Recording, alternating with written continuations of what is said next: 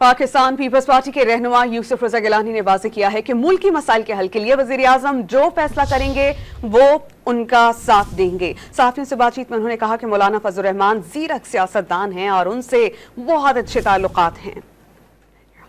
इस वक्त जो कैप्टन ऑफ द टीम है, he is the prime minister of Pakistan, he should take decisions and he should move forward.